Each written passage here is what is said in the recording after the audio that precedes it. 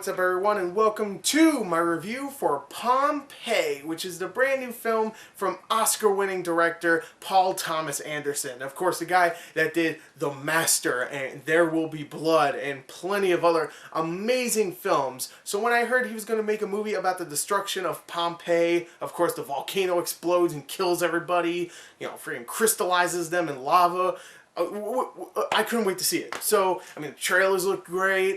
You have that Kit Harington guy from Game of Thrones. You got Jon Snow in there. So, I couldn't wait to see it. And, wait, hold on. Oh, I'm sorry. This is directed by Paul W.S. Anderson, not Paul Thomas Anderson. I'm sorry. That's the guy that directed the Resident Evil films. The story for Pompeii follows Milo, played by Kit Harington, who is a gladiator who is really good at killing people and also really good at talking to horses. You have to see the movie to understand what I mean.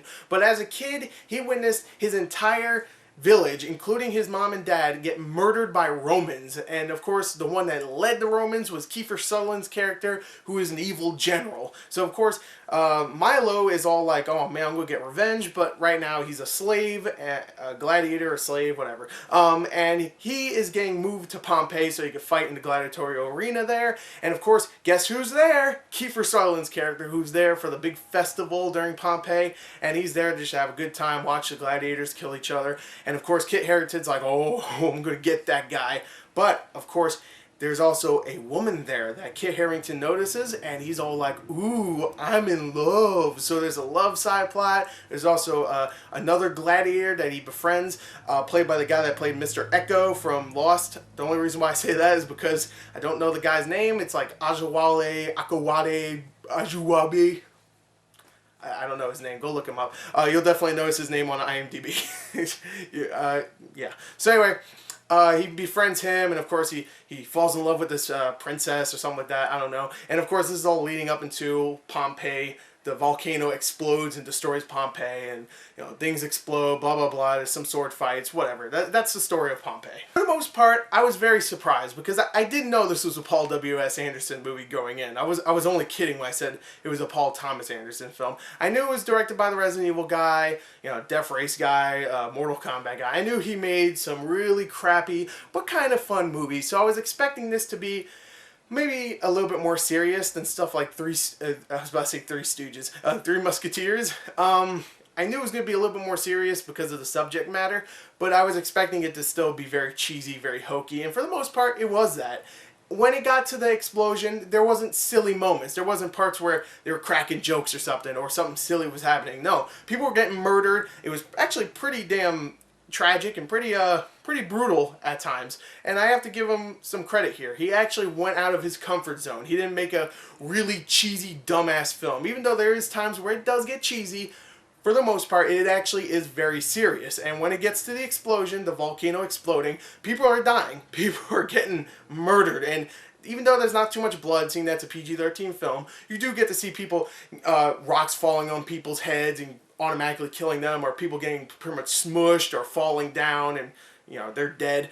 So you get to see a lot of that stuff. So I do commend him for that. But still, there is a lot of cheesy moments, a lot of hokey stuff, especially the romance in this. Which, don't get me wrong, Kit Harington and Emily Browning, who plays the love interest, they're both really good in this, and they actually have decent chemistry. But for the most part, it didn't really work. I mean, they could have got that, they could have got rid of that completely. Yeah, I enjoyed the story, actually, for the most part. I liked that it was serious.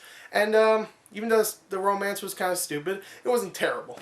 And now, considering you're getting two kinds of films, you're getting an action-adventure film, kind of like a 300 with a lot of sword fighting and stuff, and then you're getting a disaster film, kind of like, I don't know, 2012 or whatever friggin' disaster movie you could think of.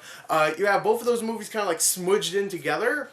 You have to have both good action and you have to have good special effects. And luckily the movie does good on both. The action is actually very well shot. There's actually some really good sword fighting scenes. There's one later on in the film, pretty much the last one in the gladiatorial arena, that is actually very good. It lasts a long time. The camera work is pretty damn smooth for the most part. There's not too many jump cuts. You understand what's going on. And the choreography is actually pretty damn good. It's actually a lot of fun to watch all the sword fights. And the special effects when the volcano blows up, I'm not going to say they're the best. There's actually a couple of scenes where I was just like, wow, it looks really bad. There's actually a part where there's a big tidal wave coming towards the city, and there's like boats, like, you know, stuck in the tidal wave, and they're coming and crashing into Pompeii. That part looked a little fake, but whenever the volcano was shown exploding in a big puff of cloud, and all these like pieces of fire rocks, I guess, I don't know, are falling onto the city, it looks really good. It actually looks fantastic. So the special effects have some meh parts in it, but pretty much the whole thing you want to see, the volcano, looks amazing. And even though there's parts where it does slow down, for the most part, it's actually well paced. There is a couple scenes, especially whenever Emily Browning is the center character of the scene, and she's just wandering around the city and talking to her parents or talking to Kiefer Sutherland's character. Those parts I didn't really care for because, of course, there's not a lot of action or whatever. There's a lot of cheesy dialogue, but not a lot of action or special effects going on. Besides that, I really liked the film. When it got to the action, it was pretty damn cool. And the last 40 minutes where the volcano's blowing up is pretty good. That's the climactic thing. I mean, that's the whole point of the movie, so you want to see that. And when it happens, it's not disappointing. A lot of stuff happens, a lot of people die, and it's pretty tragic for the most part. So I really liked Pompeii, actually. I didn't hate it at all. I thought it was actually a pretty decent film. There's some cheesy moments, especially the ending. Oh boy, the ending is pretty damn cheesy. But hey, you know what? I think you'll enjoy it. So Pompeii, I think it's one of the better Paul W.S. Anderson films. Still not amazing, but still good. I'm going to give it a 29 out of 40. I enjoyed it. So there you go. There's my review for Pompeii. I hope you enjoyed it. Thank you and goodbye.